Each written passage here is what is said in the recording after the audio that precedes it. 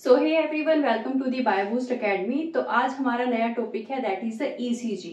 ECG यानी electrocardiograph. आपने देखा होगा कि बहुत सारी मूवीज में या फिर सीरियल्स में आपने देखा होगा कि जब भी कोई पर्सन हॉस्पिटल में होता है तो उसकी साइड में एक इस तरह से मॉनिटर लगा होता है जिसमें ये वाली रीडिंग जो है वो शो होती रहती है, लाइक इस तरह से। ठीक है, दिस इज नथिंग बट ये क्या होता है, हार्ट की एक्टिविटीज यहाँ पे दिखाई जाती है और इसी को हम बोलते हैं इलेक्ट्रोकार्डियोग्राम। ठीक है, तो ईसीजी दैट मीन्स इलेक्ट्रोकार्डियोग्राम।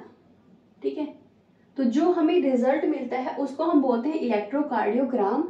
और जो इसके लिए डिवाइस यूज होती है इलेक्ट्रोकार्डियोग्राम के लिए, तो वो डिवाइस होती है that is electrocardiograph. So reading is the electrocardiogram and the device is the electrocardiograph। ठीक है, तो ये होता है। और यहाँ पे जो हम टेक्निक यूज करते हैं that is electrocardiography. Electrocardiographic nothing but जब हम हार्ट की जो भी इलेक्ट्रिकल एक्टिविटीज होती है उसको जब हम रिकॉर्ड करते हैं, इसी चीज को हम बोलते हैं इलेक्ट्रोकार्डियोग्राफी। अब ये ईसीजी क्या होता है, किस तरह से हार्ट की जो एक्टिविटीज को कैलकुलेट किया जाता है, इसमें ये हमें मिलता है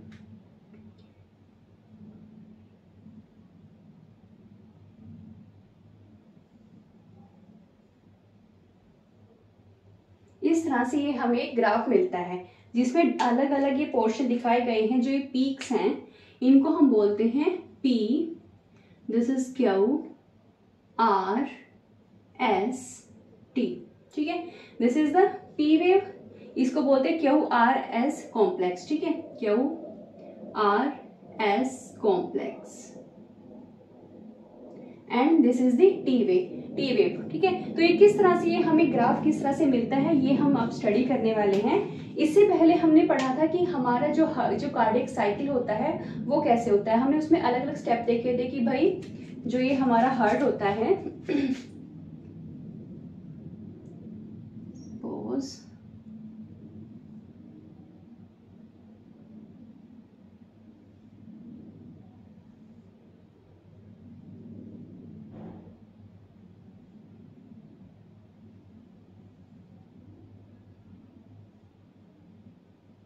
जो ये हमारा हार्ट होता है, तो हार्ट में हमने देखे थे कि यहाँ पे हमारे 4 चैम्बर्स होते हैं। 4 चैम्बर्स जैसे कि एट्रियम्स होते हैं और ये होते हैं 2 वेंट्रिकल्स होते हैं। और जो हार्ट की जो एक्टिविटी स्टार्ट होती है यहाँ से एसए नोड से, this is the SA node.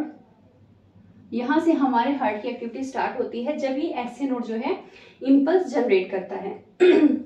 SA node से इम्पल्स जो है वो एट्रियम्स तक जाते हैं, तो एट्रियम्स जो होते हैं वो डीपोलराइज हो जाते हैं। ठीक है, तो एट्रियम्स जो है डीपोलराइज हो जाते हैं, उसी टाइम पे यहाँ पे हमारे पास एक वेव मिलती है जिसको हम बोलते हैं पी वेव। ठीक है, तो P wave is associated with the depolarisation of the atriums. Then क्या होता है कि जो एट्रियम से फिर क्या होता है, ये जो वॉल्व लगे होते हैं यहाँ से कोई भी इम्पल्स जो है आगे ट्रांसफर नहीं होती। यहाँ पे एक सेकंड नोड होता है जिसको हम बोलते हैं, this is the second node जिसको हम बोलते हैं ए वी नोड। ठीक है, एट्रियो वेंट्रिकुलर नोड। ठीक है, तो ये जो नोड होता है यहाँ से इंपल्स जनरेट हुई, एट्रियम्स जो है डीपोलराइज हो गए, एट्रियम में कॉन्ट्रैक्शन हुई, फिर वेव जनरेट हुई। कहाँ पे ये इंपल्स कहाँ पे गया, एवी नोड्स पे। एवी नोड से फिर नीचे जाता है, यहाँ पे ये इंपल्स यहाँ पे होता है आपका बंडल ऑफ हिज। तो यहाँ पे जो है इम्पल्स जनरेट होते हैं और फिर यहाँ से इम्पल्स जाते हैं आपके परकिंजे फाइबर। तो यहाँ पे होते हैं परकिंजे फाइबर्स इन दी वेंट्रिकुलर वॉल्स, परकिंजे फाइबर्स। और इन फाइबर्स के थ्रू जो है पूरे वेंट्रिकल्स में जो है वो है इम्पल्स जो है चली जाती है। और यहाँ पे वेंट्रिकल्स जो होते हैं वो कॉन्ट्रैक्शन फील करते हैं, मतलब वेंट्रिकल्स डीपोलराइज होते हैं और फिर उसके बाद वो वेंट्रिकुलर कॉन्ट्रैक्शन होती है। तो जो क्यू आर एस वेव जो होती है वो शो करती है कि भाई यहाँ पे वेंट्रिकल्स जो होते हैं वो डीपोलराइज हो चुके हैं। और जो ये टी होता है, टी वेव जो होती है ये शो करती है रीपोलराइजेशन ऑफ दी वेंट्रिकल्स। आपने जैसे एट्रियम्स यहाँ पे हम देखते हैं पी वेव जो है वो क्या बता रही है कि एट्रियम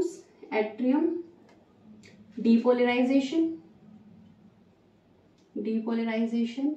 और जब एट्रियम डीपोलराइज होंगे उसी के बाद क्या होता है आपका atrial systole. Atrial systole nothing but atrial contraction. फिर उसके बाद आपका आता है QRS कॉम्प्लेक्स। QRS कॉम्प्लेक्स, इसमें होता है आपका वेंट्रिकुलर डीपोलराइजेशन। उसके बाद जनरेट होता है आपका वेंट्रिकुलर सिस्टोल। और जब ये वेंट्रिकुलर सिस्टोल होता है ना, ये जो QRS जब वेव जो होती है, इसी टाइम पे क्या होता है, जो आपके एट्रियम्स कॉन्ट्रैक्ट हुए थे ड्यूरिंग दिस P वेव, वो आप क्या हो जाते हैं, आप दोबारा से वो रीपोलराइज हो जाते हैं। ठीक है, तो QRS के टाइम पे एक तो होता है आपका वेंट्रिकुलर कॉन्ट्रैक्शन होती है, दूसरा क्या होता है आपका कि भाई यहाँ पे जो एट्रियम्स कॉन्ट्रैक्ट हुए थे वो दोबारा से रीपोलराइज यहाँ पे हो जाते हैं। लास्ट जो है that is a T wave में क्या होता है, आपके जो ये वेंट्रिकल्स में ये सिस्टोल हुआ था, वेंट्रिकुलर डीपोलराइज हुए थे, अब ये वेंट्रिकुलर्स हो जाते हैं वेंट्रिकुलर रीपोलराइजेशन, अपनी नॉर्मल पोजीशन पे ये दोबारा आ जाते हैं, रीपोलराइजेशन। ठीक है, तो इस तरह से अलग अलग वेव्स जो है वो जनरेट होती हैं। पी वेव हमने देखा कि भाई यहाँ पे आपके एट्रियम्स जो होते हैं वो डीपोलराइज होते हैं, उसके बाद आपका एट्रियल सिस्टोल होता है, फिर उसके बाद QRS कॉम्प्लेक्स के दौरान क्या होता है, आपके वेंट्रिकुलर डीपोलराइज होते हैं, और उसके बाद वेंट्रिकुलर सिस्टोल होता है। Systole nothing but contraction. फिर आती है टी वेव। टी वेव क्या होता है, उसमें होता है आपका वेंट्रिकुलर रीपोलराइजेशन, मतलब जो वेंट्रिकुलर्स होते हैं वो अपनी नॉर्मल पोजीशन पे आ जाते हैं, इसी को हम बोलते हैं वेंट्रिकुलर डायस्टोल। ठीक है, so this is about the ECG, electrocardiogram. तो इलेक्ट्रोकार्डियो जो ये आपको रीडिंग मिली है इसको हम बोलते हैं इलेक्ट्रोकार्डियोग्राम, और जिस डिवाइस के थ्रू ये मिली है उसको हम बोलते हैं इलेक्ट्रोकार्डियोग्राफ। तो ये देख लिया, और ये जो आपके जो ECG है that is related with the cardiac cycle. तो कार्डियक साइकिल हमने ऑलरेडी समझ रखा है, कार्डियक साइकिल जैसे जैसे होता है उस टाइप से आपकी अलग अलग वेव्स जो है यहाँ पे बनती हैं। ठीक है, तो इस पोजीशन में है अगर, तो भाई इस तरह से वेव्स बन रही हैं तो आपका हार्ट जो है वो अच्छी फंक्शनिंग कर रहा है। अगर इन वेव से डिफ्लेक्शन होती है तो भाई हार्ट में कुछ प्रॉब्लम है, और अगर ये वेव बिल्कुल सीधी मिलती है ये, तो that is the heart is not working at all. ठीक है, तो अगर किसी पर्सन की डेथ हो जाती है तो ये बिल्कुल स्ट्रेट लाइन यहाँ पे दिखाई देती है। So this is all about the ECG। और अगर आपको ये वीडियो पसंद आई हो तो please like, share and subscribe, और कोई भी डाउट हो तो you can ask me in the comment section.